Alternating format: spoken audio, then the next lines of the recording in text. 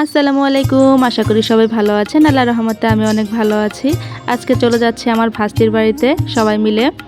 এই যে আমাদের ভাস্তির বাড়ি যাওয়ার রাস্তা পুরাটাই গ্রামের রাস্তা। আমাদের এক গ্রাম পরে আমার ভাস্তির বাড়ি। আমাদের ভাস্তির গ্রামের বাড়ি হলো সিংগুয়া আর আমাদের বাড়ি হলো কোনাবাড়ি। এই যে রাস্তা, এই যে আমাদের এটা সিংগুয়া ব্রিজ। আর এই যে এখানে বট গাছ দেখতেছেন, এখানে হাট বসে। আমাদের গ্রামের সবাই এখানেই বাজার করতে আসে এই হাটেই। দেখেন কি সুন্দর রাস্তা। আর এই যে দেখতে দেখতে চলে আসলাম আমার ভাস্তির বাড়িতে। আমার ভাস্তির জামাই একাই, তার কোনো ভাই বোন নাই। আমার ভাস্তিরও একাই থাকতে হয় বাড়িতে।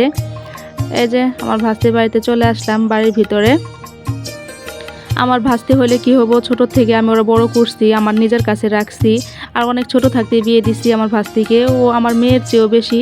আমার মেয়েও হয়তো বা এতটুকু আমাকে ভালোবাসবো না আমার ভাস্তি যতটুকু আমাকে ভালোবাসে। এই যে আমার ভাস্তি রান্না বান্না করতেছে, নুডলস রান্না করতেছে। আর অন্যান্য নাস্তা দিয়েছিল, কিন্তু ওগুলার ক্লিপ নিতে পারি নাই। এটা হলো আমার ভাস্তির রুম। ও বেশিরভাগ বাবার বাড়িতে থাকে, যেহেতু জামাই বিদেশে থাকে। আর আমার ছোট্ট ভাস্তি রান্না করছে হলো এই যে রোস্ট, গরুর মাংস, তারপরে এই যে ঢেঁড়স ভাজি, ডিম, ডাল এগুলাই।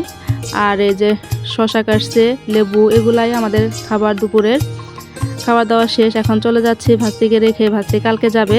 সবাই ভালো থাকবেন, সুস্থ থাকবেন। আল্লাহ হাফেজ। আর সবাই লাইক কমেন্ট শেয়ার করবেন।